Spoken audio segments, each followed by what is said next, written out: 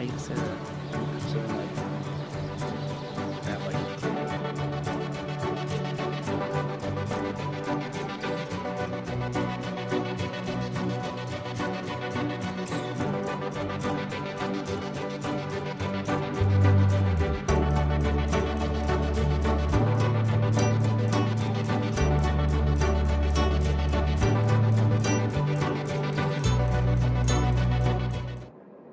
Hearing none, we're going to ask Mr. Kelly to please enter those record, and we'll move right into the report of the superintendent. Okay, thank you.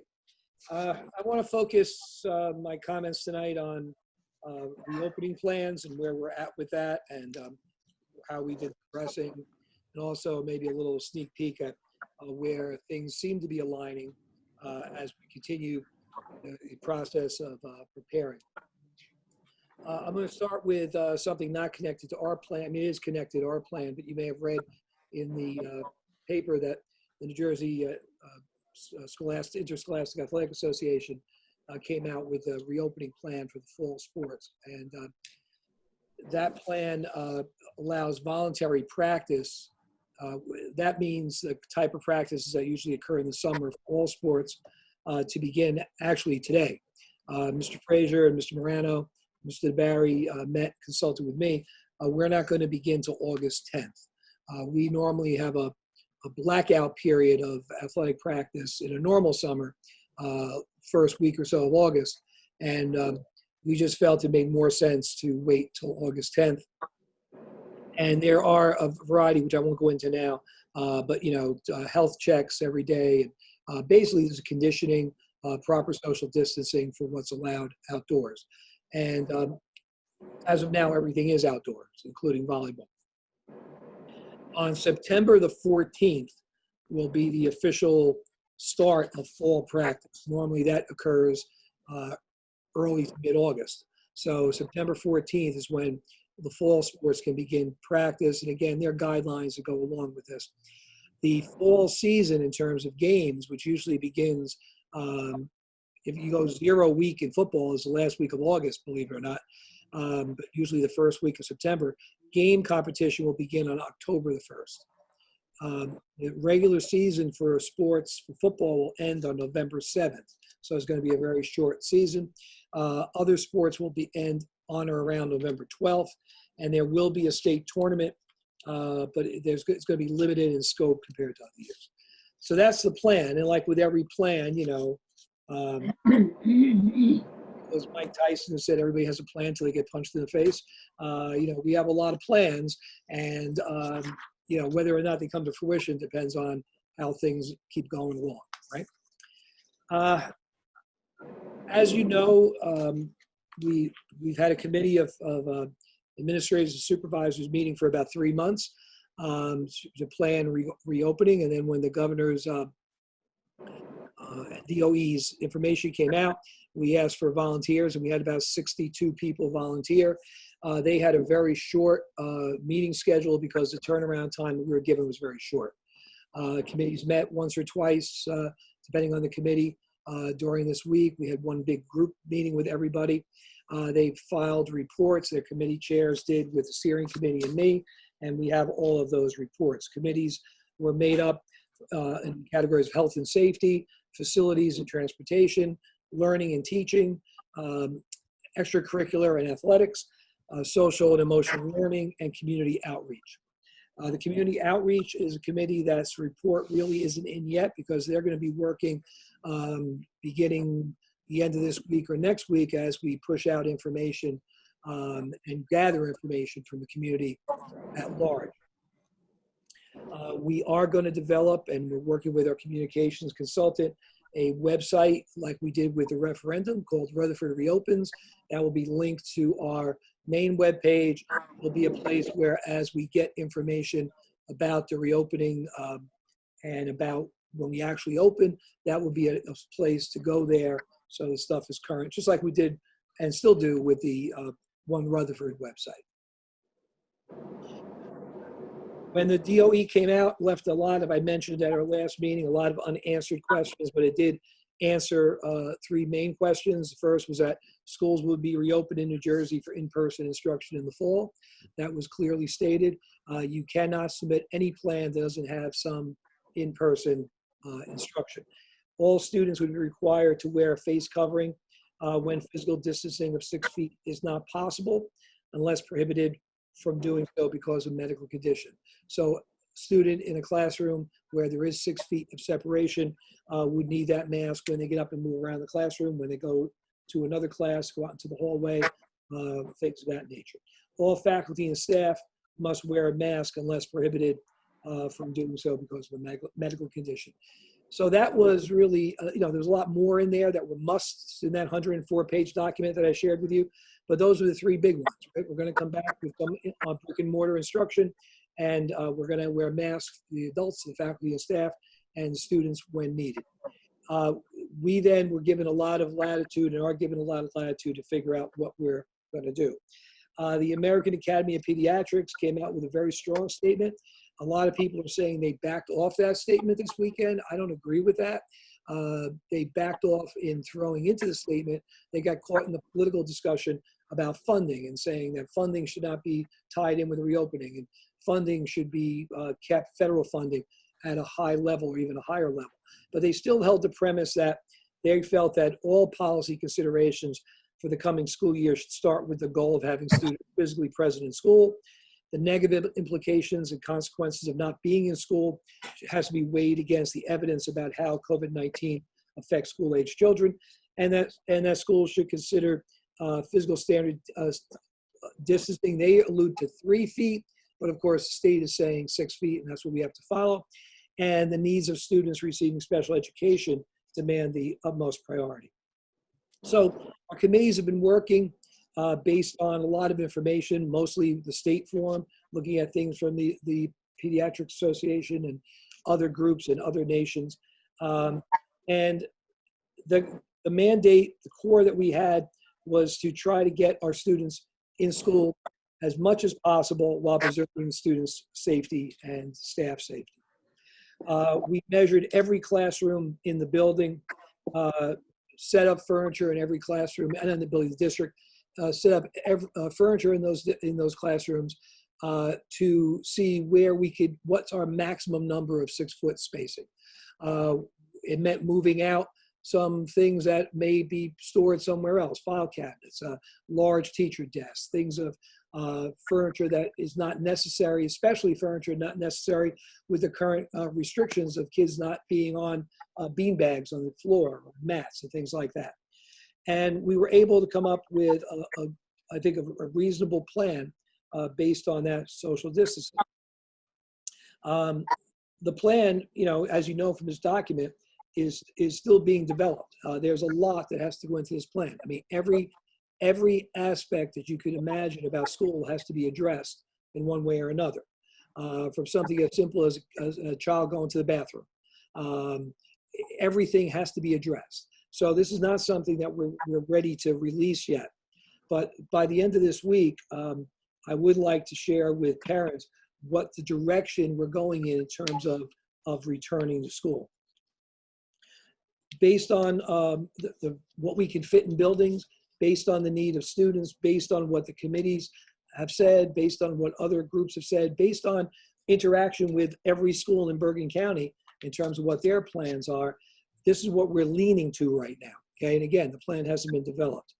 On the pre-K to 3 level, we are able to make accommodations in most classrooms and schedules to safely have students in daily, and in all but the kindergarten to have them in daily for a full day. We are able to get that done because of the arrangement of rooms, also using other classrooms, using art, band, music, music, and reading rooms as an additional grade level. So there'd be an additional grade 1, grade 2, grade 3 in Washington and Lincoln. We would utilize some of the reading specialists and RTI people who are elementary certified as teachers in those classrooms. Keep in mind that the youngest students struggle the most with distance learning. The youngest students also struggle the most with social and emotional. And the older kids do as well, but the connection with the teacher. Keep in mind that we went into distance learning in the middle of March, where every student and every teacher had made a connection for 7.5 months. It's very tough for a kid in first grade or kindergarten to start the year never seeing their teacher. It's going to be tough for high school kids as well.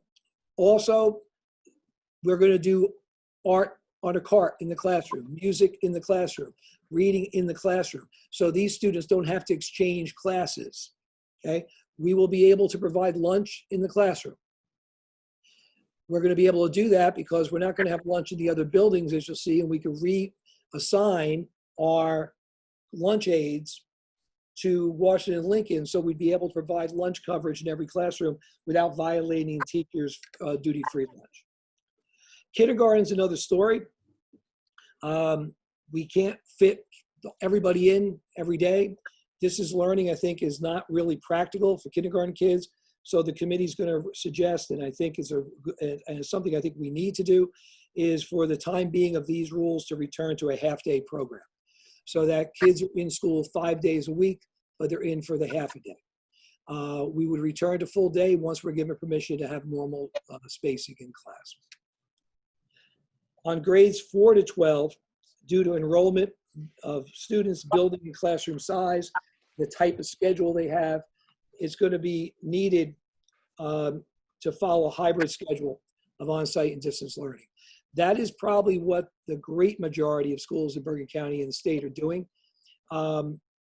So students would be on cohorts, and on Monday and Wednesday would be in classroom. On Tuesday and Thursday, that would be online instruction, and then there'd be another cohort that would flip that, with Tuesday and Thursday in, Monday and Wednesday, and we'd use Friday as a rotating day, so that in every 10-day cycle, students would have 5 days in and 5 days out. But the committee's thinking that in terms of students, teachers, and parents, knowing that there's a set days that people are in school as opposed to it changing every other day. Obviously, there's going to be a lot of things that have to be addressed in the plan, especially on the middle school and high school level, with lockers and changing classes and the like. But what we do with this cohort and running a one-session day, okay, a one-session schedule. Now, we recognize that this is going to cause difficulties for some families, but the 50% reduction of students in the building is needed. The one-session day cuts down the number of times students are passing in the hallway in high school and middle school. In Pierpont, we're going to have the teachers change. The kids aren't going to pass at all. But we can't do that in high school and middle school. We don't have adequate lunchroom in any of the buildings.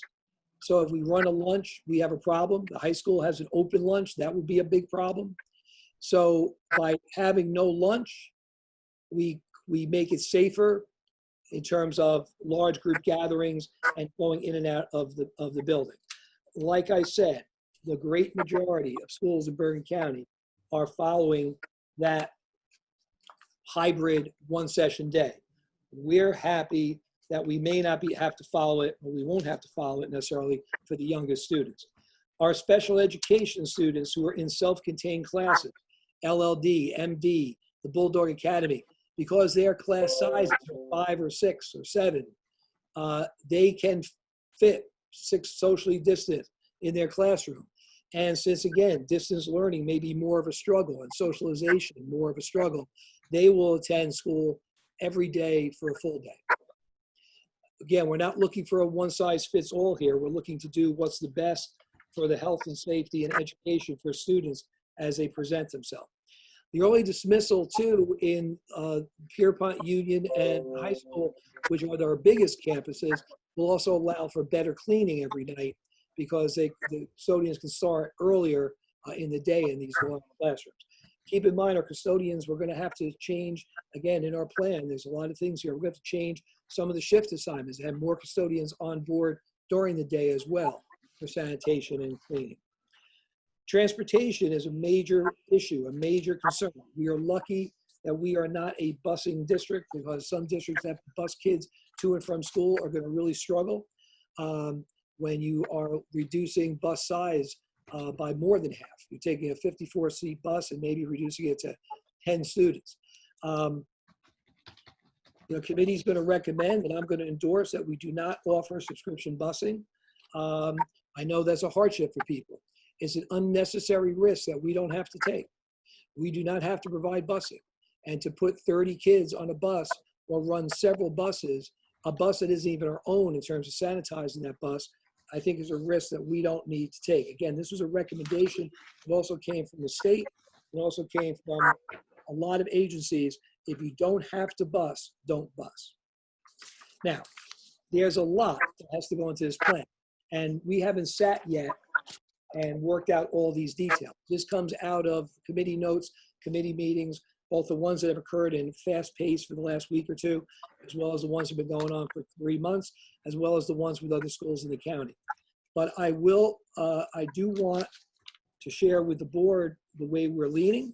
I also will share in a letter to the community by Thursday or Friday how we're leaning, whether it's exactly as I just said to you or it's tweaked a little bit based on meetings, so that it's not our full plan. And keep in mind, our plan's got to be approved at the state level. I mean, the DOE could turn around and say, well, we looked at your calculations of the students in this classroom and we disagree with that. So all's hinged on that. But I think it's important that parents begin to know, students begin to know, and teachers begin to know what the landscape may look like for the first couple of months. Another thing that I'll end with this, the other thing that we're looking at is we want to look at phases, not necessarily phases, knowing that there's going to be a change on October 15th with rules and regulations. But if we have discussed on county level, and again, I think the county's going to go with it in most school districts, if we have some parents who are saying they don't want to send their child back to school, and we have a class of 9 students that fit into a classroom without PPE, we have a teacher that we have to assign to work with students who are not coming back to school. And 3 days into the school year, a handful of students in that 9-student class say, you know what, everything seems good. All our friends are having a good time. We want to come back to school. Now we have to blow up everything. We have to look at PPE. We have to look at class size. We have to look at instruction. We have to maybe change the schedule if a teacher is online. So we're going to suggest that parents, if they want to, and I'm using the word opt out, I don't like to use that word. And it really isn't an opt out. It shouldn't be. But if that's going to happen, they may have to make a commitment for a few weeks and give us a couple of weeks guideline that they're coming back, because it's not just an educational concern, it's a health and safety concern. So what we want to do is get this out early enough so that parents understand. And again, this is not final yet. When I say early enough, the skeleton of what we're doing, followed by the real plan as quick as we can. And then parents can make an informed decision about what they're thinking.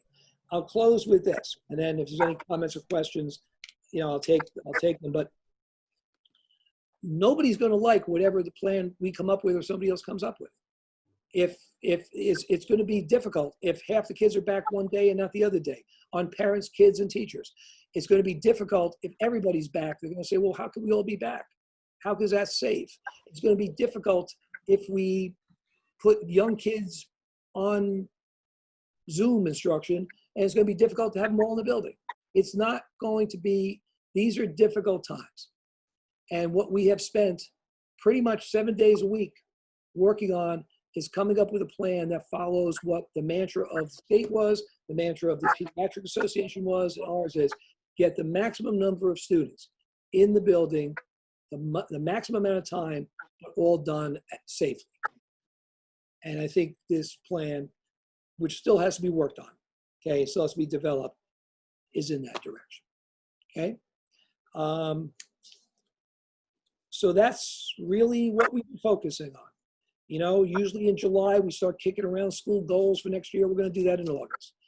Usually in July, we're talking about orientations and this and that. We're going to do that in August. What we've been focusing on is this reopening. And really, we're just at we're almost at the end, but we're really kind of at the beginning of putting this plan together because we only have about a week's time to get this whole thing wrapped up. Okay? So, I'm done. I have a couple questions, but we'll go with Ms. Librera first. Sure.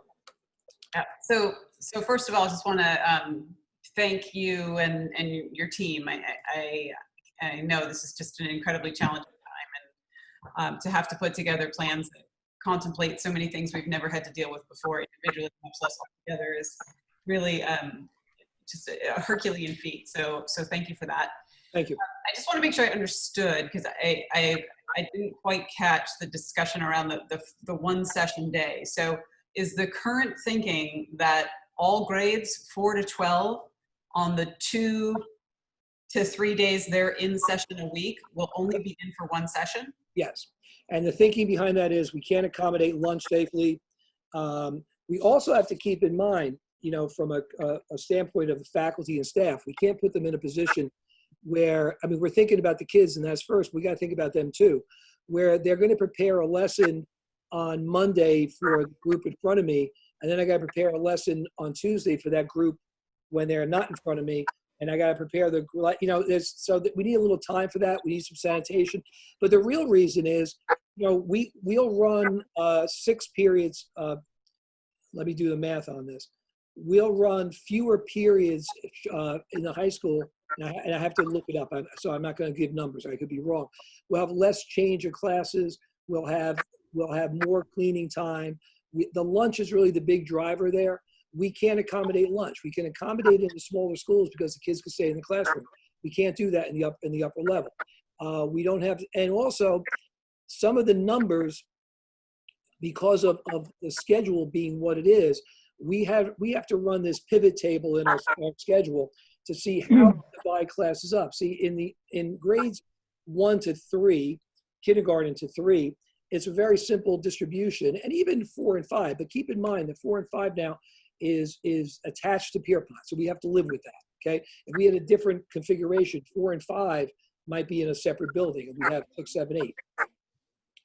So in the pivot schedule for the high school and middle school, it takes a look at a class and sets it into 2, right? Sets it into breaks it in half. But we have classes of 29, and we have classes of 7 in the high school level. So when you start breaking classes in half, now we have to take a look at where are we going to put 15 and be socially distant. So now we may have to move that class to a bigger space, move other classes around. We don't have the luxury of what we have in Washington and Lincoln of having more space to move kids around. So the one session day, again, is the norm in most high schools and middle schools because lunch is the big driver there. It's going to be the time we have largest crowds in and out of the building, and that's going to be a problem. It's going to create a problem. I understand it. So is the hybrid schedule. It creates a problem. But there's going to be the 4 hours met in school with additional work done at home with the additional day with work. Right now that's what the committee and what most folks in the county, my county committee recommended this too to the schools in Bergen County, a hybrid one session day. So just one more question. So what will happen on the days the kids aren't in school? So will they just be working independently on it? No, they're going to have to take attendance. You have to log into Google Classroom. There may not be as much Zooming interaction. We're working on that. We're working on what the next day will be. So there'll be some structure to the days. There has to be structure. There's going to be a day. They're supposed to log in. We have to work out all those details. Like I said, we're not there yet. The first thing is figuring out what we're going to do. Look, I want to be honest. It's going to be school like a lot of our young teachers, a lot of our students, a lot of our young parents have never experienced. And I don't just mean the Zoom. It's going to be back to you're sitting in rows facing the same direction. Nobody sits in rows facing the same direction anymore. It's going to be, you're not working on group projects. You might do that the next day in a Google Meet type of setting, right?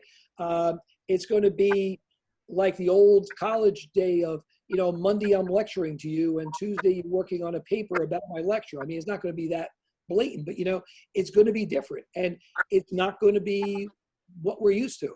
We have to make it the best we can. We have to make it good. We have to hope that if we keep doing the right thing, that by November, maybe we can go a full day. Maybe by December or January, we get everybody back in the building. But it's going to be a learning curve for our faculty and staff, and for our parents and our kids.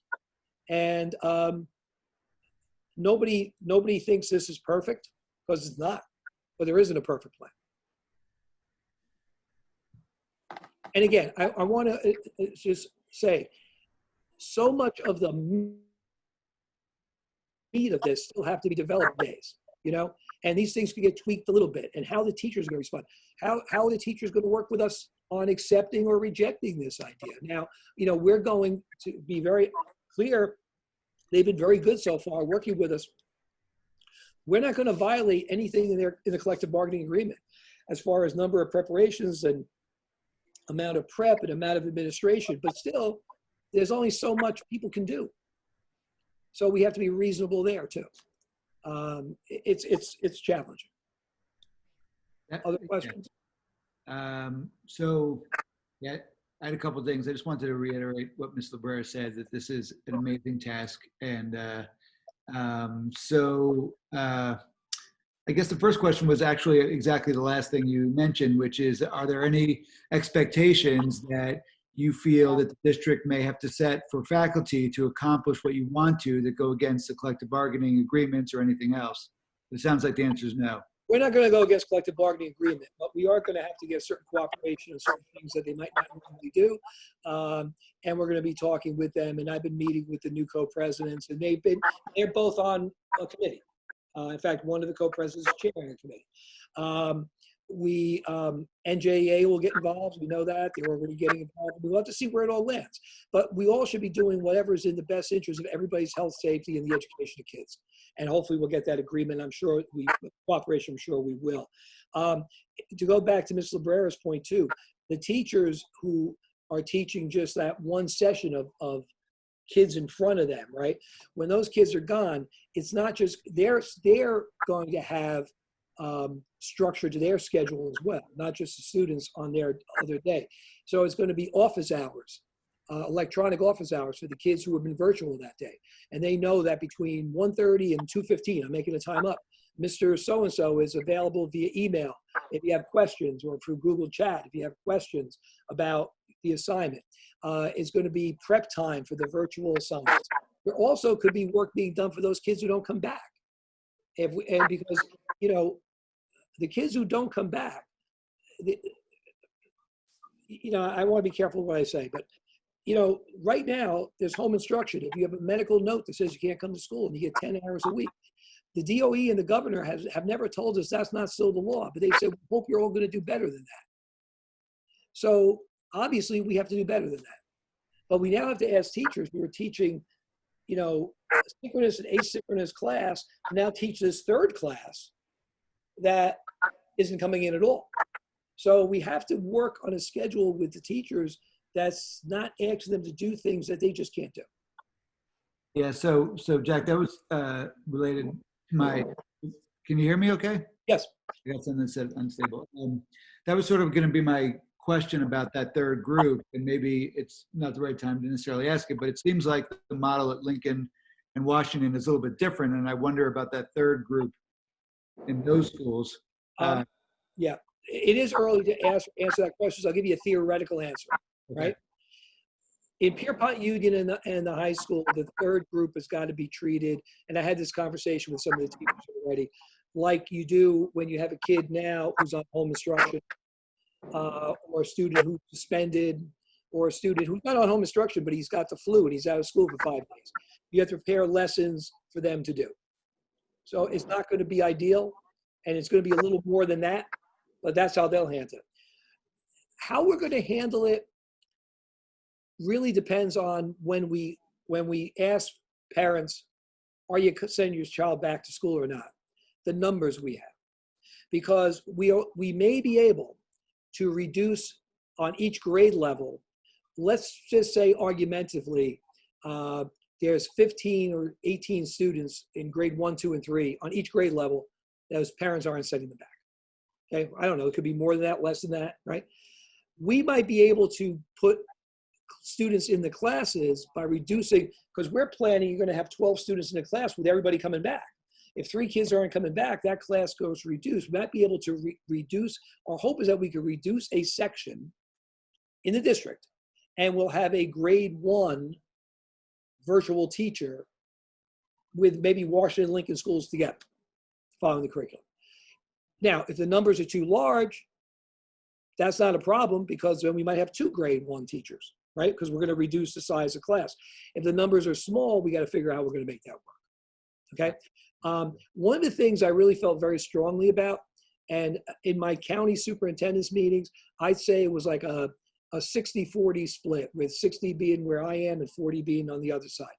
I felt asking people whether or not you're sending your child to school without telling them what they were sending them to was a waste of time, because they did not know what we were doing. They didn't know what the plan was. The letter that you're going to get a copy of ahead of the parents explains some of the PPE we're looking at, some of the things we want them to do, some of the things we're still going to develop. Now they can make an intelligent and informed decision that this seems more comfortable to me. There's not going to be 25 students in the classroom all sitting on the floor mat together, right? Then we'll have, I think, a more accurate appraisal, right, of what this number is going to be. And not some number that, oh, it said 20%, oh, it said 30%, but that was 20 or 30% before they knew what we were doing. So we'll have to, that's going to be another one of the challenges, Sergio, and it's going to be, what do we do with these kids? How do we treat them fairly? How do we treat our teachers fairly? And what do we do if the numbers are very high or very low? But I think, you know, following the data and you know, a next survey, I mean, that definitely makes sense. I did have a question about so you talked about how, you know, if people want to make the choice to say, you know, I want my child to be home during this time, I'm not going to use the opt-out term either. I guess the one scenario I wonder about is for, you know, the family who has a child in school, and then if you're saying you're making a choice for a certain amount of time, and then the family calls and says, for whatever reason, you know, I'm not feeling comfortable, or, you know, this, that, and the other, now I want them home. In that scenario, is there a level of flexibility that you're thinking about? Like the other scenario, like parent who says, my kid's been home and I want to get rid of them, like forget that scenario. But the other way around, Look, in every scenario, unless something's in policy, right, which this will not be in policy, you could always handle things on an individual basis. And there's always going to be some story that bears revisiting your hard line, right? Have to keep in mind that no good deed goes unpunished. You know, if you do it for one, how come you're not doing it for the other, right? But there are situations that come up. And I think the situation of the student in school, if there's a reason where there's becoming a problem for the student in school, that's an easier one to deal with on a case by case, because that's not impacting how we've aligned and organized the classes, or how we've settled on the lockers, or, you know what I mean? That's not adding a number to the mix. It's taking a number out of the mix. So I think we're going to have to look at things on a case by case basis. We're going to have to make up some of the rules as we go along. I hate to say it, because things are going to get thrown at us that we can't really anticipate.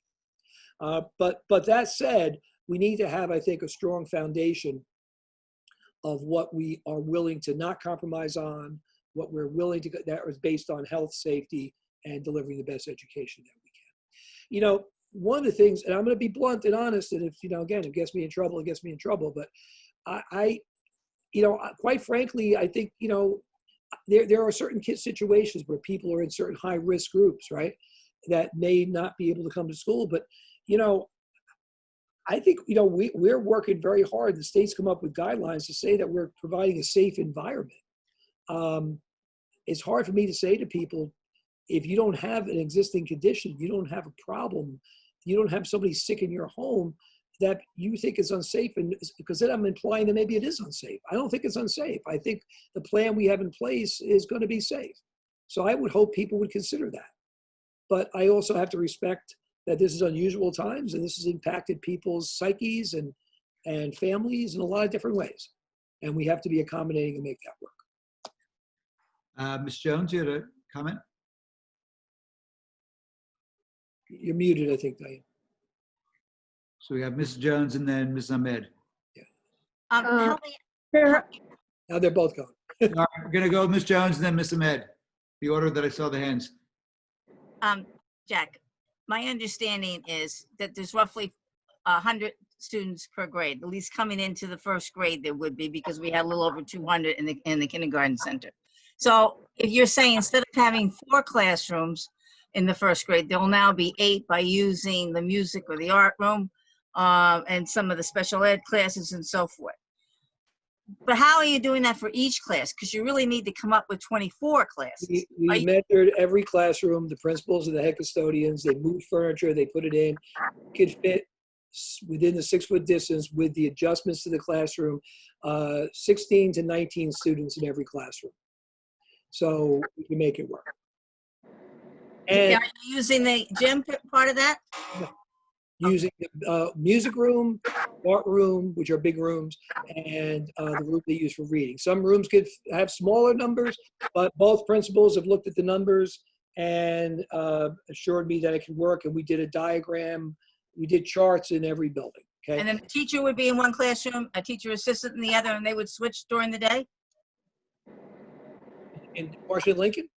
No, the teacher knows the kids the whole day. If anything, that would be the art teacher, the music teacher, they would push into the No, class. I meant the teacher assistant, because you still need more than one classroom, don't you?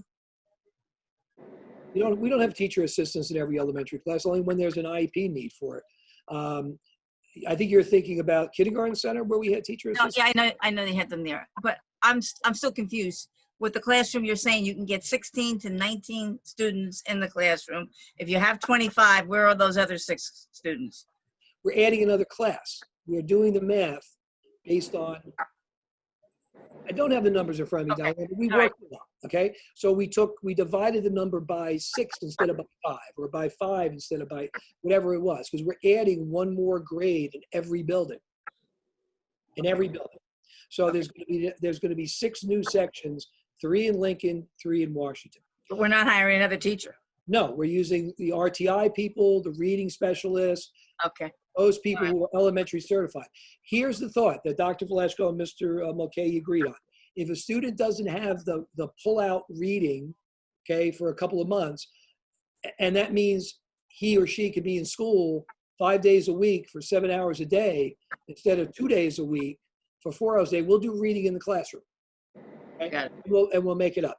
The goal is to get them in for and let's call it what it is. I mean, if we have to go to distance learning, the little kids did great. We did the best we could with them, but it's not like a high school kid or a middle school kid.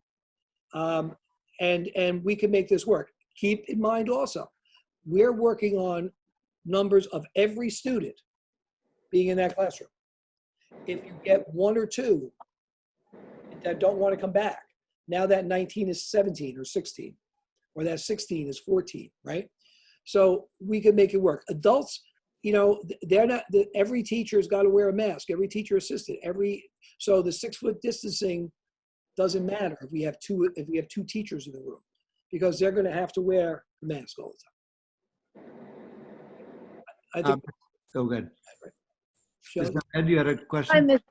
Hi, Mr. Hurley. One of the questions that a lot of I've heard is, how are you going to have the rooms disinfected every night, light sprays, or is there a routine that we're going to have different than what we've had? We are investing in, I think there are atomizers, if that's the correct term, that come in and spray all the rooms. My office gets sprayed a couple of times a week. It's by the borough. It takes about 10 seconds to spray everything. So that's going to get done in terms of the normal cleaning that gets done in flu season and things of that. We're also looking with Mr. Kelly, Mr. Paterno, and the Committee on Facilities into a number of other options for cleaning and disinfectant solution. Evocate, who's our consultant, has provided a cleaning schedule and a cleaning plan. So it's going to be purchasing some equipment that we don't have, changing the plans a little bit, things like that. It will get done, and it will be done, like I said, they build the bigger buildings by having the early dismissal, gives those custodians more time to get into every room as well. So it will get done. Thank you. Mr. Sprayberry. Jack, good evening, sir, and the backup Sergio and Sally as well. As far as God bless you people, for all administrators and stuff for dealing with this. I mean, I thought going back to the construction site was rough, but hey, you guys take the cake. Yes.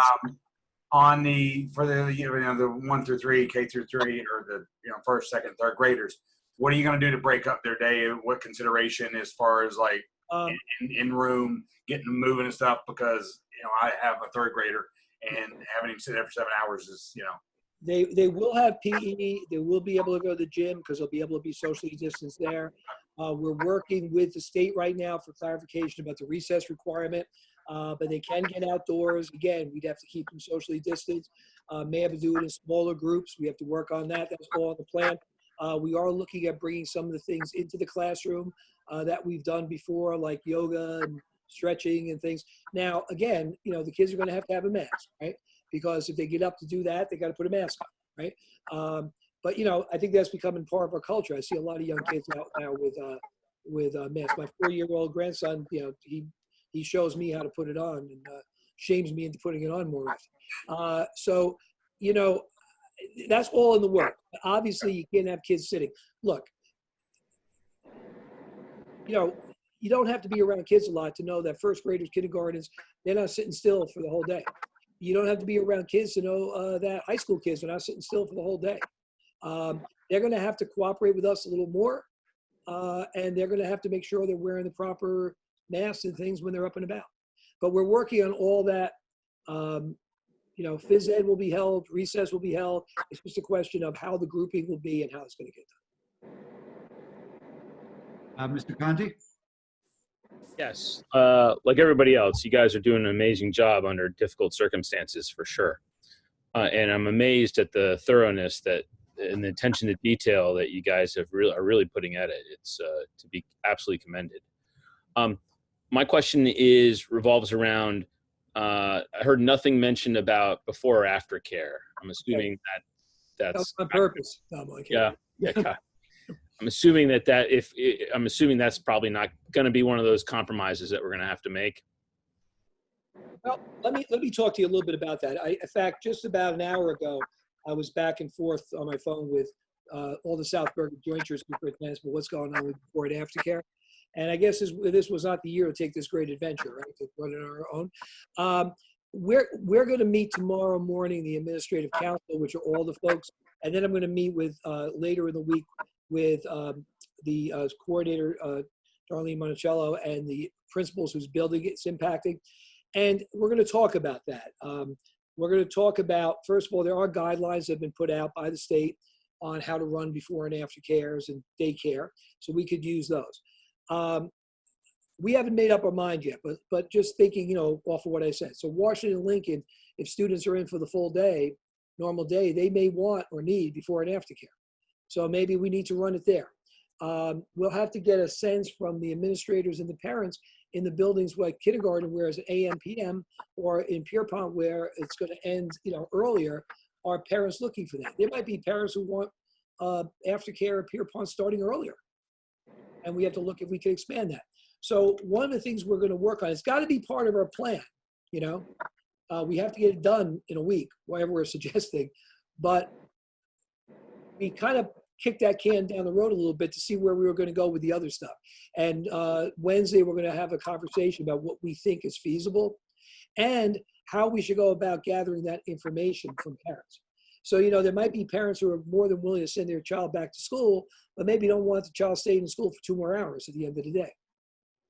Or it could be parents who want them there longer because of their own job commitments, right? So we're going to have to figure that one out quickly, but it's on the table for discussion. But right now, I think Washington and Lincoln, at the very least, if students are staying until 3, we may have to consider how we're going to run it there at the very least. I'm not saying we shouldn't run at the other places, but okay. Understood. Thank you. And I was just going to say that I know that the challenges of before and after care, if you're trying to keep students minimizing exposure, and just keeping them in their classroom, but then before and after care are the sort of contradiction of minimizing exposure because you're mixing all these classes together. So it does really become a challenge. I can appreciate Big challenge. And that's the time for kids to unwind a little bit, right? I mean, it's the end of the day, and we have to keep them in groups of 7 or 8 in a classroom. Well, then that's going to be pretty horrific. Yeah. So we don't know. We have to have an honest conversation. And the other thing I think we have to be willing to look at is if there's no courtesy bus, if there's no before and after care, if there's no, whatever the stuff is we're talking about, because of, if we come back full, we have to also be thinking what's coming back with it. So if, let's say by hope and prayer and miracles and science, everybody's back full time in December, then maybe we go with before and after care. Then, we're not tabling these things for the full year unless they need to be tabled for the full year. And certainly kindergarten is a great example of that. The first day we could fit 24 kids in class, we're going to go back to full-time kindergarten. What you just said is a really good point. That this isn't a plan for the year. This is a plan for September, and I'm sure that'll be in the messaging to let people know this is how we're starting the year. And if there are going to be regular evaluation periods by this task force or committee, whether it's 4, 6, or 8 weeks, and people feel like, okay, there's hope that by this date maybe we'll be able to do a little bit more. Or we'll take it this way. Here's a paragraph from the letter that's in draft right now that's going to go out to a whole bunch of people later this week, including the board. I want to stress that this is not the plan for the entire academic year. It is my hope the day will come when normalcy returns. We also know that it's possible that events take us back a step. We'll be ready for whatever the next phase brings. So that's got to be the message. We could go backwards too, So I feel that this plan puts us in a position now where this is like where we are now. If things got worse, we have a plan for virtual learning. We did it last year. If things get better, we have a plan, what we do every year, right? So we're going to be able to move, I think, a little more quickly in either direction if events make us move.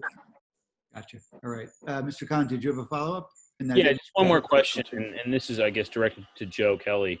I'm assuming, or I'm hoping that we're going to track, as far as budgeting is concerned, like what our expenses are going to be directly related to COVID. Like if we have to purchase extra disinfectant or PPE or anything along those lines, just so we have a sense of what this is, what kind of toll, I guess, this is going to be on us. Joe, you want to respond? Yeah, we will. We've already got lines set up in the budget for the CARES Act grant, which is about $128,000. So those will be dedicated to these expenditures. Looking into FEMA funds, I'm not sure how to record that yet, but yeah, we'll be keeping track of.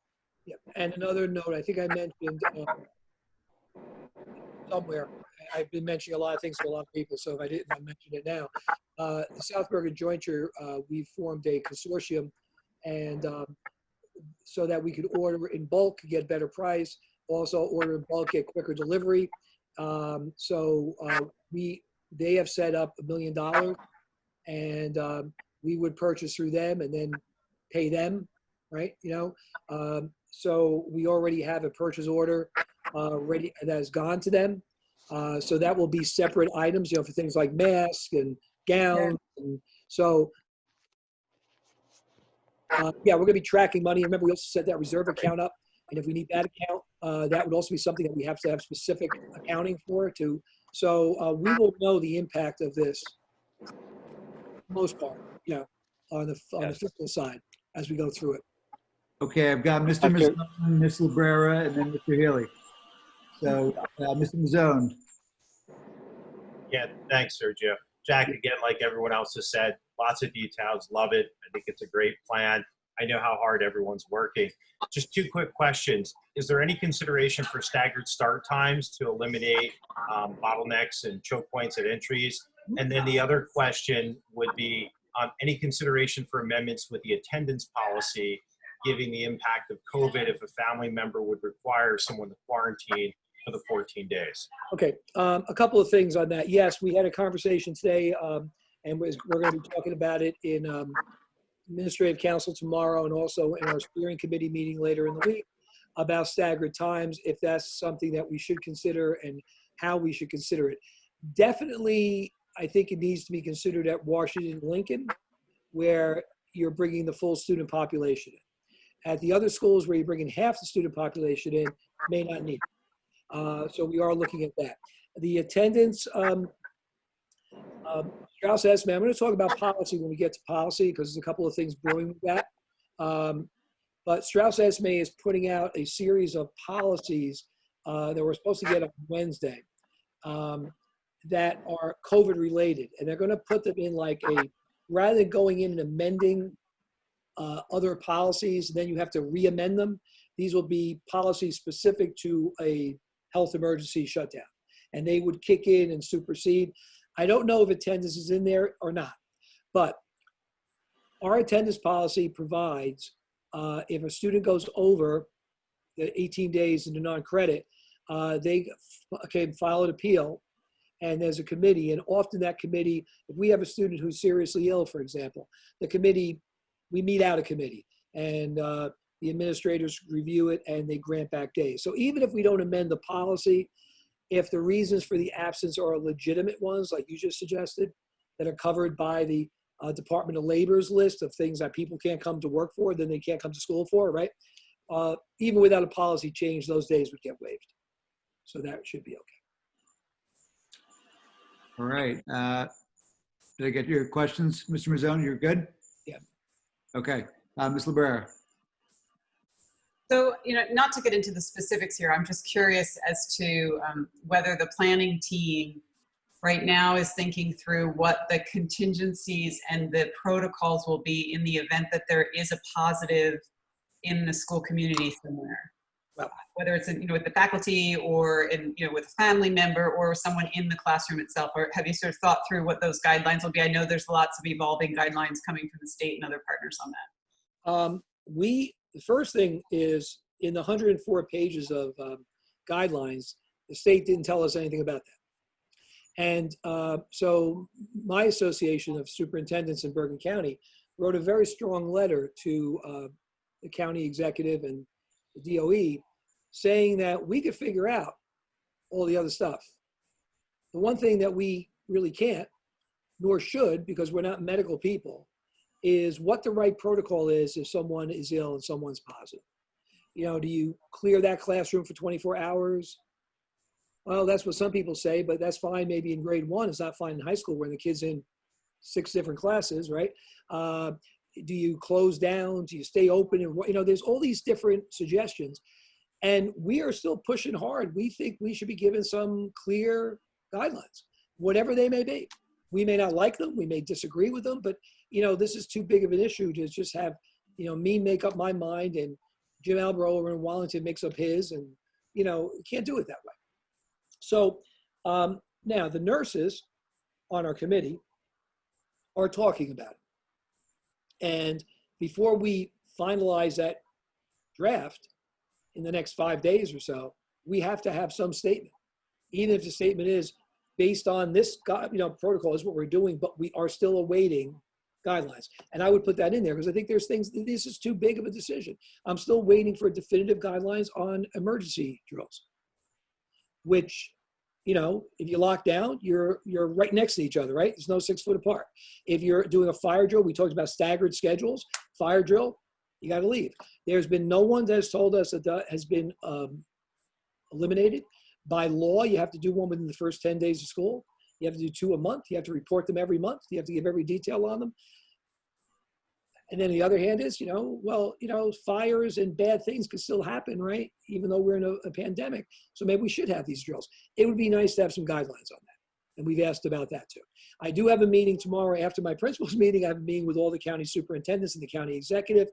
I'm hoping that there's some light shed on those 2 topics, but I wouldn't count on it. Okay, thank you. So we have Mr. Healy and then Dr. T. Yeah, thank you, Dr. Lottie. Yeah, ditto. I just wanted to say thank you to Mr. Hurley and Mr. Kelly for all they're doing and the staff. You actually touched on, Ms. Librera actually asked the question, that area of guideline and, under the heading of God forbid, what happens if, and I think you answered it, that it's still to be determined based on guidelines in terms of if someone is the big concern, quite frankly, is going to be, because hopefully we get some guidelines, or if not, we have to make up our own and hope and check with the local board of health and make sure we're okay, right? we've had a couple of people during the course of the summer who said, I don't feel great. I got a little sore throat. They went and got tested and they were negative. People still will get sick, right? Kids will still get sick, get colds. I think the bigger problem is going to be when someone presents with an illness that has not been proven to be, positive. Are we going to shut down every time a kid is ill when there hasn't been proved? That's going to be a tougher. We need some guidelines on that too. You want to take precaution, but people get sick, young kids get sick. So we definitely need more guidelines on that. And our nurses have been great. All but one served on the committee. The one that didn't serve because she's working as a volunteer with Bergen Regional Hospitals doing COVID testing. And she felt she should spend her time doing that. And they've been great with their knowledge and expertise. But again, some things are above all of our pay scales here. We'd like to get some guidance on that. Okay, thank you. Dr. Racine? Right. A lot of stuff going on here. I feel like Mr. Early got a kind of reinventing modern education in 5 weeks, which is kind of, I understand it's I think it's 4 weeks. But it's four weeks. That's a big problem. And a lot of details we're missing. But just I may have missed it, but I didn't hear about any kind of health checks coming into the school, or even health surveys, which have been really successful in hospitals. Right. Well, here's the thing on that. We have to have one in the plan, and in the letter is going to go out and says that we're developing it because we are. There's a lot of pros and cons. Health surveys are great, except somebody's got to check, 400, 500 surveys every day before the kid enters the building. It's not very feasible. Temperature checks, they say are good, but they also say that children don't present fevers if they have the disease. And there's medical groups that the Journal of American Medicine and I think the pediatrics both said that they're really not valid tests, that our nurses are saying they're not valid tests. But the problem is you have to have a screen. So if you don't do the temperature check, what are you doing? Right? So we're looking into, I just reaching out to some other districts, some technology they're using with a combination of temperature and questionnaires through an app. Costs us some money. We may look at that. We got to look at what's practical. I'll tell you, the thought of having 100 kids or 150 kids lining up at 1 or 2 doors, when you worry about social distancing, the little ones don't come by themselves. So now you have parents lined up with them. You're creating crowds. I'll give you a quick anecdote. I went to, I had my physical a week or so ago, and despite all this, I'm still doing okay. And when I went in, it was a very hot day. The doctor's office is about 3 blocks from my house. I drove over. The air conditioner didn't have time to cool up. I get one of my 1 million emails about reopening. I have the car turned off. I'm sitting in the car. I'm reading it, right? I walk in. Usually I run low. I was running like 99 something. So the lady to be, oh, it's hot out. Were you outside for a while? I said, yeah, for about 5 minutes. She goes, oh, that's what it is. Don't worry about it. And then I went to the doctor's office. So if that's what's going to be, you have little kids lined up. It was 100 degrees out, 95 degrees out, jumping around, But I don't know what else to do. So we're working with our nurses. We're working with other districts to see what's the best thing. Probably right now, the temperature is the best thing. Right. How about for the faculty and staff? They're going to have to do some testing every day too, whatever we decide. Right. Okay. The other question was, I didn't hear about masks and if there be age limit, because for the younger kids, having them wear a mask could be counterproductive. Above the age of 2, we don't have kids that young. 2? Okay, so it's everybody. Yeah. All right. But remember, the kids only have to wear them when they're not socially distanced. Our youngest kids, in theory, right, are going to spend the greater part of their day in socially distanced classrooms. Right. The older kids will spend the greater part of their day in the socially distanced classroom, but they'll be moving more throughout the building. They'll have to wear it more. Right.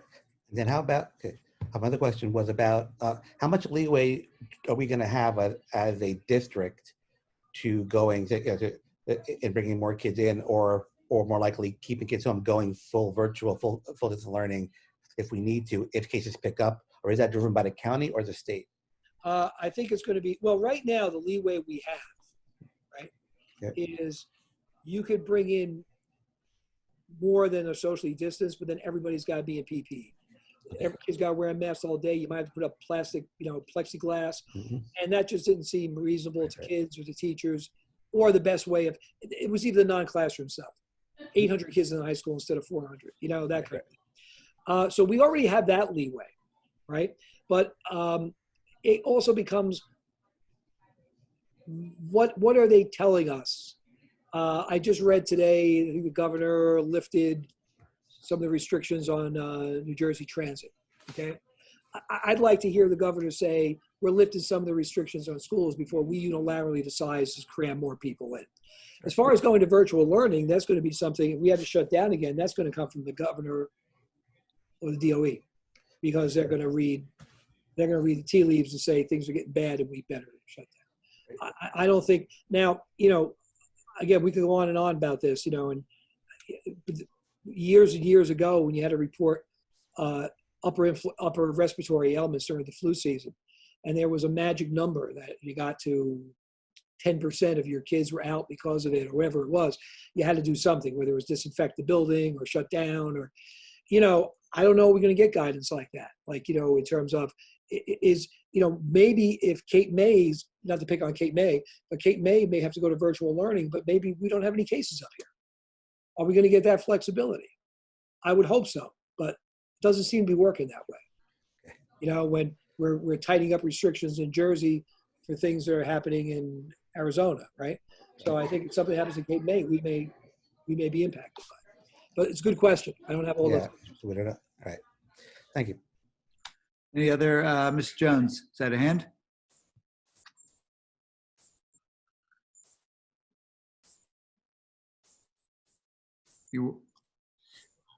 Am I off? Am I? Yeah, now. Okay. Are we considering air purifiers? Well, we are looking into them. They are very costly, we're being told. I know. We also have in our plan what we currently do in terms of cleaning, filtration, changing the filters. We're looking into doing that more often. We also have in our plan, we normally control in our central air systems. I think we bring 10% of outside air in so that we have a balance of outside air with the cooling air. We could adjust that up a little bit to bring more outside air in, especially in places where there's not windows. So yeah, we're looking into it all. What we can do, what's feasible to do. We'll have to see. Great job, Jack. Really great job. Thank you. Other questions? So just to sort of wrap up and to understand next steps in our role, you know, as a strategic board. So July 20th, you have to submit plans to the district. You're going to get the plans back, and then they're either approved or there are modifications that needed to be made. At that point, if there are modifications, I'm sure you'll let the board know. You'll work on that with your team. And then I guess once that's approved, you're communicating out to the families what the plan is. Is there anything else that you need from this board to help support or otherwise? No, I mean, just what you're already doing, and as we go along, continue to do, and we'll talk a little bit later in the meeting about policy and what may come down with that. Couple of just, yeah, that's pretty much the schedule. The county told us like a day ago that we could give our plans a little bit later than the 20th, which is not a bad thing. We have more time to sit and work through it and go back if we have to. So we get about 3 or 4 more days of grace there. But here's the plan basically is to send a letter out with the bare bones to parents, board members, faculty, and staff by the end of this week, so that as we're developing the plan, we start getting a little feedback, pushback, hear what people are saying, and people know about it, right? We're going to put a survey out shortly after that, like I alluded to before, about coming back and thoughts on that. Then the plan goes up to the county. We wait to hear from them. The first thing, I'm sure there's going to be revisions they're going to ask for. Things that we're anticipating and that they may have a different opinion.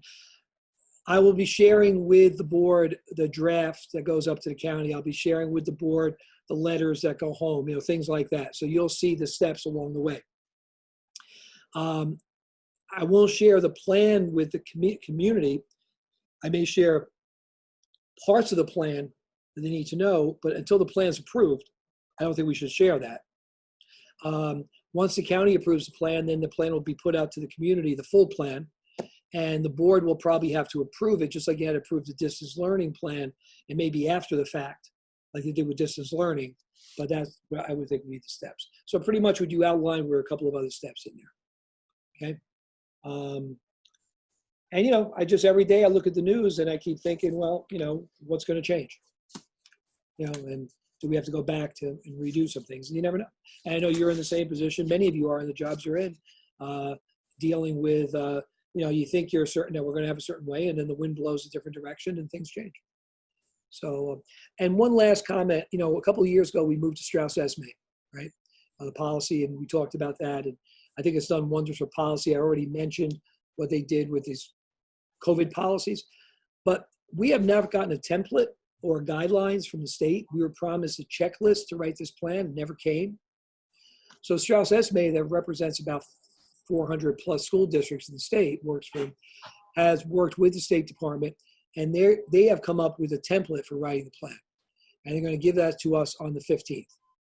So if 400 school districts are following their template, I'm hoping that the state's going to say, well, we're not going to reject all of these, you know? So being with them, we'd be really like whistling in the dark here. We wouldn't even have a clue how to set this thing up. And they're providing that for us, which is good. Okay. Thank you. Any other comments or questions by the board? I hope not. Well, I just want to, I have to be honest, I want to thank the board. I think these are amazing questions. This is a great conversation. And, you know, I think it's important to, you know, ask the hard questions and, you know, really understand, because obviously, you know, we all have the same goal, which is, you know, health, wellness, safety, educational program integrity. So, so thank you. I'm going to ask Mr. Kelly if maybe the recording that we have for this, maybe this section, we should let the steering committee and the administrators see it and listen to it.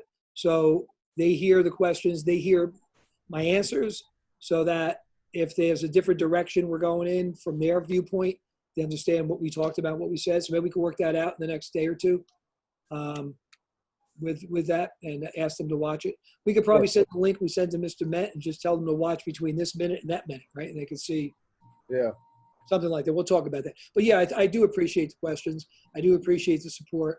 I will tell you that the folks, all the people who are on that committee have done a lot of work. The 6 people who got appointed to the steering committee, this has been like a full-time, 7-day-a-week job for them. And I really do appreciate what they've done, you know, and what everybody's done. So, you know, we've been saying all along, we're in this together. We are, and, you know, we'll have to just stay together and get through it. All right. Thanks, Mr. Hurley. So we're going to move on to the report of the president. I'll keep it very brief. So I have 2 kids now. We're going to be in the high school this coming year, and my son is into sports. My daughter was not. And the other day he was in the backyard and he's doing almost a whole sports practice with a pre-sports practice with a coach on Zoom, and then was out running 5 miles, coming back, doing all kinds of dribbling in the backyard. So the level of creativity, I have to tell you, is really impressive, you know, even behind the scenes, because you have him sweating. I wanted to reiterate just that I thought the high school graduation was really fantastic. And, you know, I'm still thinking about it. You know, I think when all the students finished coming out in pomp and circumstance, you know, it felt a little rigid at first, and people didn't know exactly what to do until Mr. Morano got up and said, "You can all clap for your kids." And, you know, Mr. Morano was like, you know, 100-mile-an-hour energy, and, you know, everyone sort of started cheering and clapping. And I think by the end, the student speeches were incredible. Mr. Hurley went off the cuff after, I don't know if that was the first time in however many years you said, 43? Graduation. The only time I stick to a script is graduation. This time I went off the, right. Yeah. I never have a script at the other time, as you can tell by the long rambling. Yeah, it was great. It was great. So hopefully if there's a videotape, that's something we can share with the board. It's going to get posted. I will say that Dr. Alati, you know, normally the board president hands out diplomas and shakes hands. He couldn't hand the diploma, but he couldn't shake hands. And he wanted to do something. He has a mask on, so you can't like smile. So he decided to do this. And he did this like 160 something times. You know, it was like, I think you have carpal tunnel from that, right? Yeah, sounds like that. But that was a last minute improv.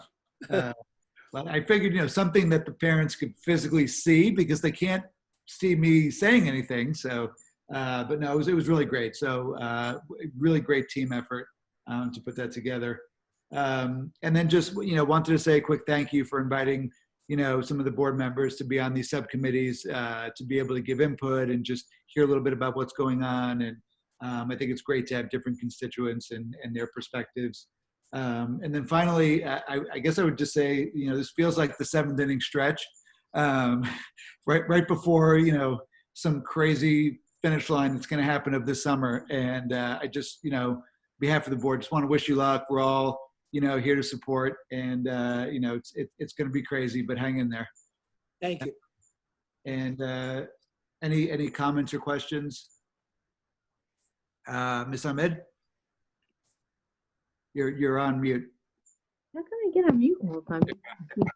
No, it's not. You're good. I'm good? Yep. Okay. About the lamps to disinfect the subways, maybe Sally knew about it, but they had on TV where they go in at night and they just zoom this lamp over and disinfect. So maybe something to look into. The ultraviolet. Huh? Yeah. You've done it already? You've looked into it? I haven't looked into it because, again, it's a time-consuming process, I think, too, right, Sally? Does it take a while to get? I know it was done up here in the early stages. The borough had it done. They were using it for some of the police cars as well. Sally, is it a long process? Or? It's not a long process for the lights to be effective in killing the microbes that are in the space. But the lights themselves are expensive, so you presumably would do it sequentially, where you take the lights from room to room to room to room, and that would take time. I think where it's really effective is in medical facilities, operating rooms where the lights are in place, and the rooms can be disinfected using the UV that way. That's my understanding of it. It's more logistically complicated when you want to transport the lights, and it's very expensive to have them installed in every room. Yeah, sure. Yeah, I mean, we have 6 buildings. It's tough. Yeah. Okay. Personnel, huh? First, we're going to move on to the open portion of the meeting. So we're at 8:45 p.m. We're going to open the meeting to the public for any agenda-related items. Anyone have anything they'd like to say? Okay, hearing no comments, we're going to close the meeting at 8:45 p.m. And now we will move into personnel. Mrs. Ahmed. Thank you. Mrs. Ahmed, before you begin, can I want to just inform the board, there was a couple of errors that need to be corrected. Okay. I thought before you move things, because they're in a long list, if you go to page 7, Okay. Olivia Griggs, her summer salary as a guidance counselor, they work 5 days, was not included. It should be like you see some of the others are. For her, it would be plus $1,496, 1,496, and that's for the 1 week of summer work. On that same page, if you skim down to the name Bernadette Kratzer, there was an error. She does not qualify for longevity this year, so that should be struck. And on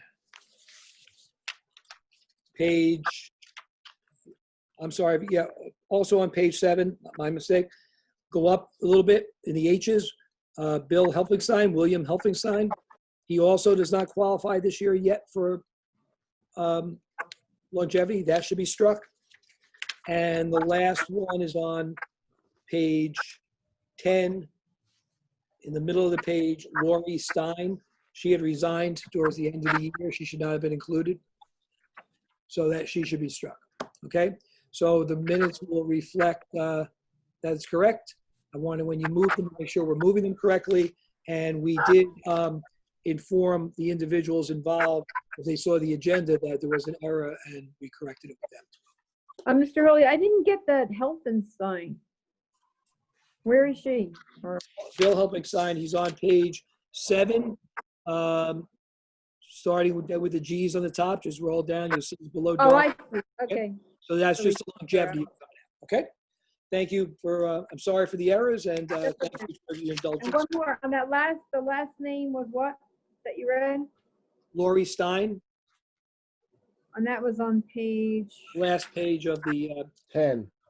page 10. I got it. Okay? And again, I know you're not reading all these names, but just so that they're moved with the correct cross outs and all that, okay? I could go? Go. Yes, all right.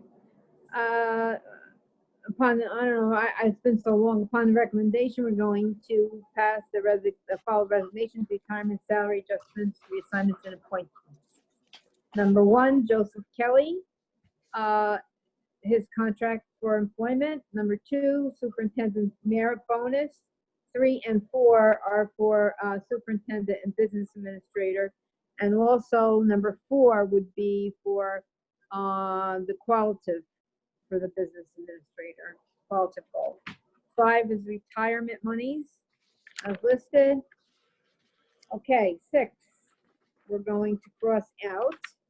We had Larry Stein on page 10 originally, right? That's the one I had gotten from the through office. Yep. Olivia Griggs has changed to 1,496. We have Heather, what's his name again? Heffenstein. We're going to get him off, Helfenstein. And then we're down to, let's see, number on page, 18 would be to exclude Lori Stein. That's okay? Yep. Got everybody there? Yep. 7 is 6th class to approve a $500 stipend for a full year course and $250 stipend for a half year course will be paid to the following grades 7 to 12 teachers who have been assigned to 6th class for the 2020-21 year. 17, middle school co-curricular assignment stipends. There are 17 people there.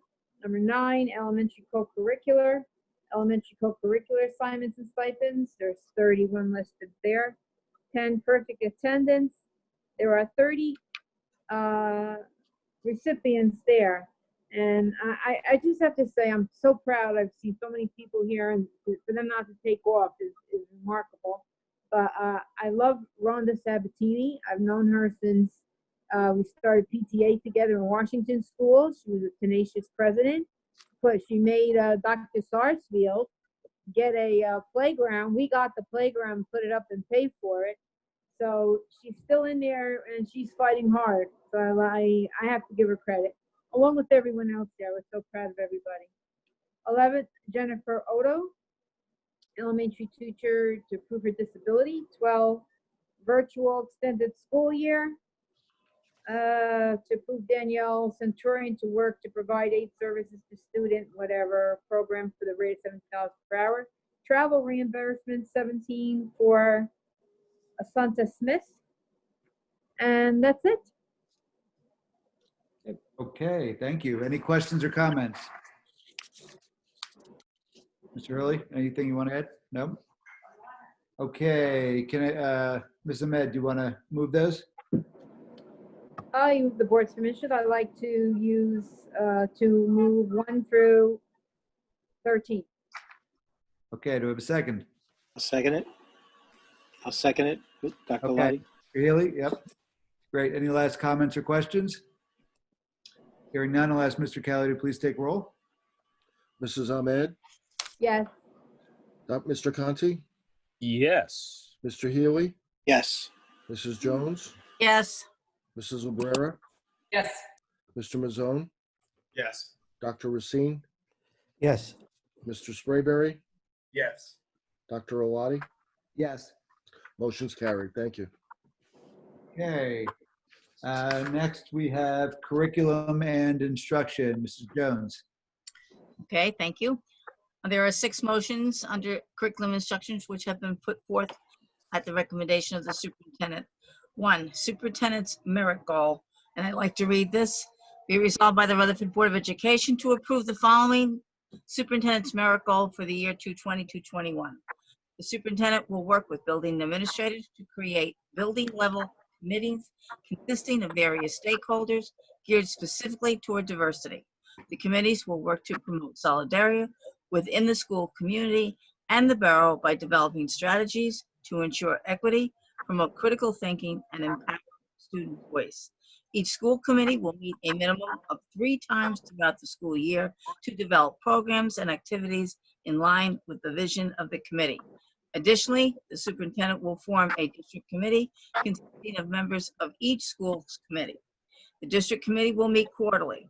There will be a minimum of 1 district-wide professional development program, 2 professional development programs per building, 2 student programs per building, and 1 parent academy program focusing on topics involving equity, diversity, and inclusion.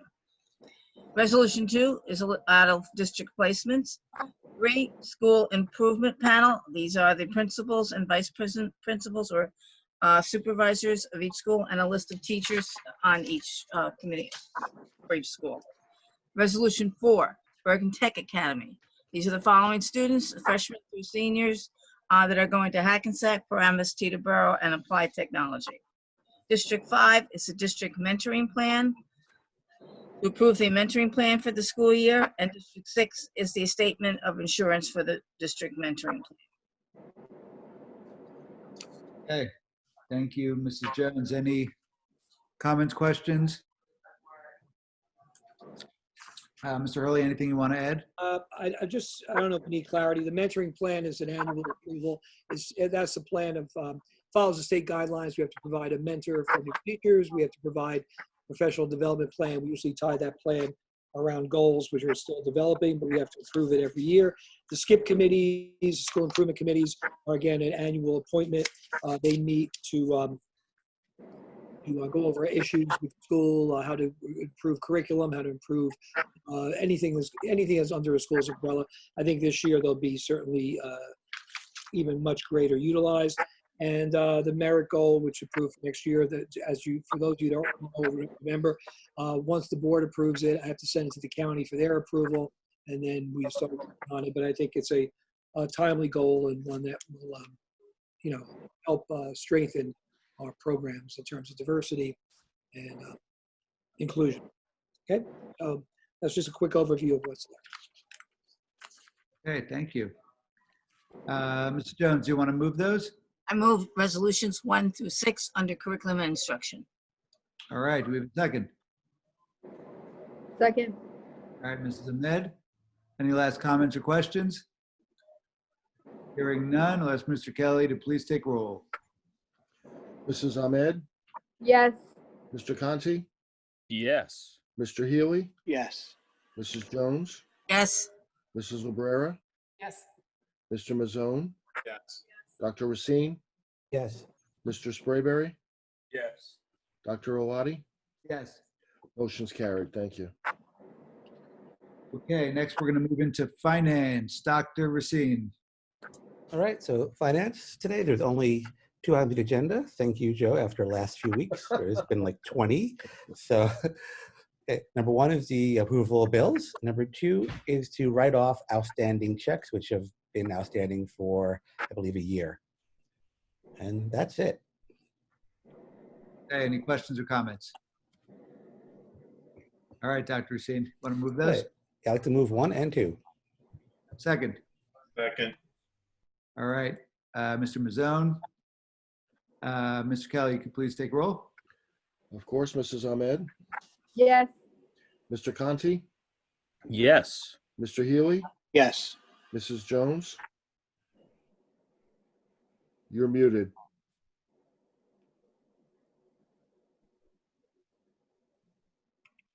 Yes. Mrs. Librera, Yes. Mr. Mazzone, Yes. Dr. Racine, Yes. Mr. Sprayberry, Yes. Dr. Oladi. Yes. Motion's carried. Thank you.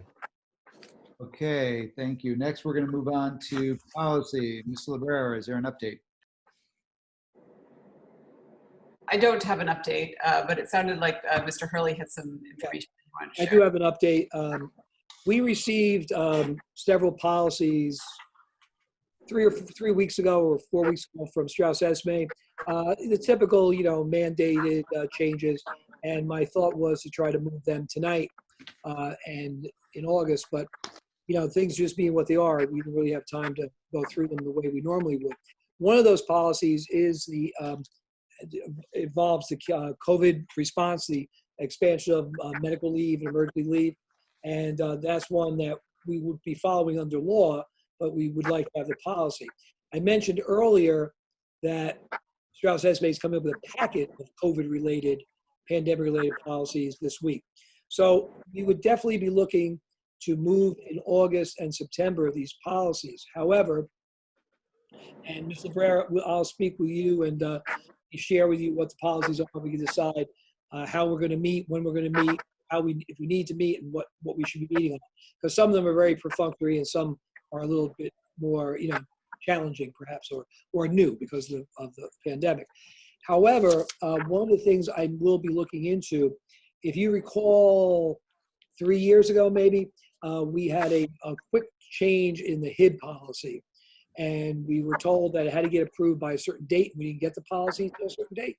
And there's a waiver of policy 0131, which says you have to have 2 board meetings. The board could waive that for a meeting and just have 1 board reading.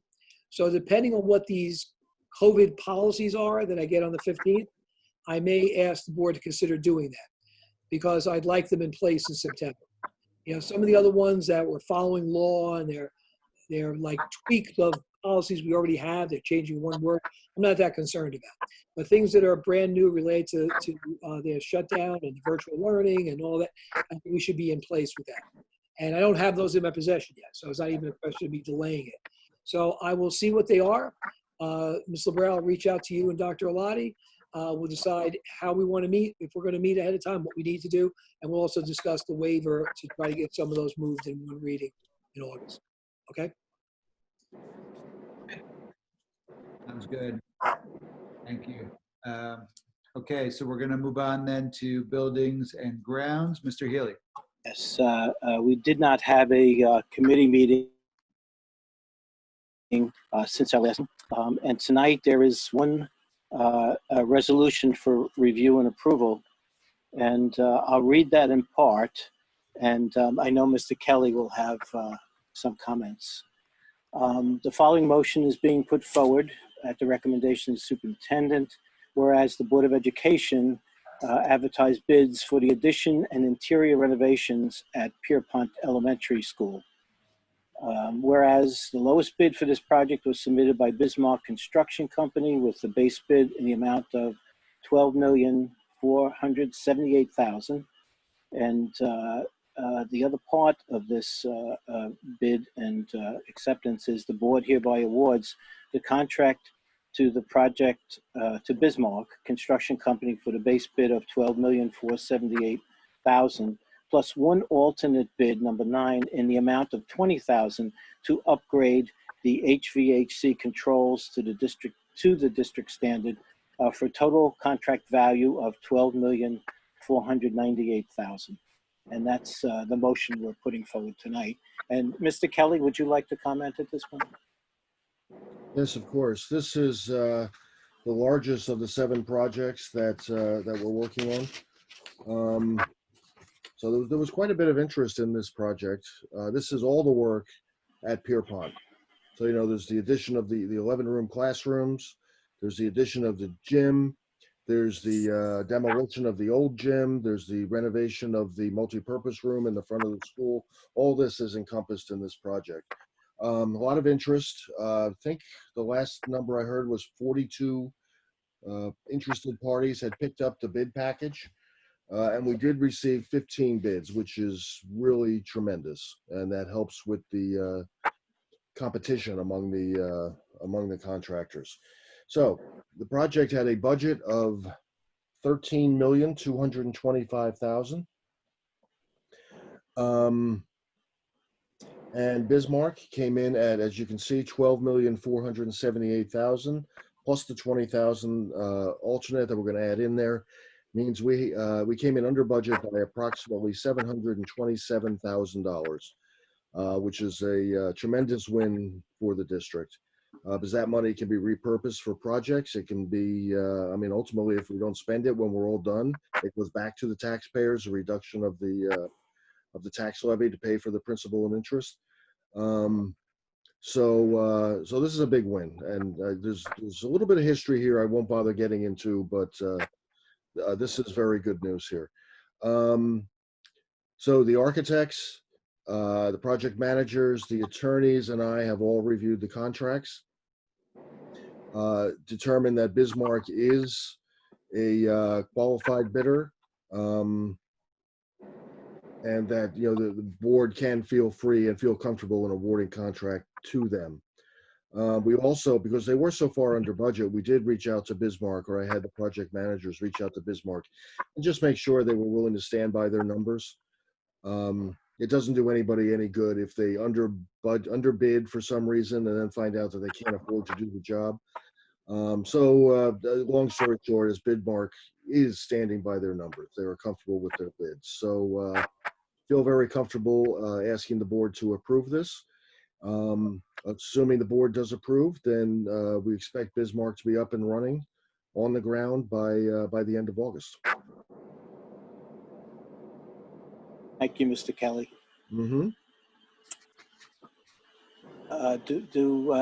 Dr. Lottie, do we want to ask the board for any questions, or do we want to go forward? Yeah, let's start with any preliminary questions that board members have.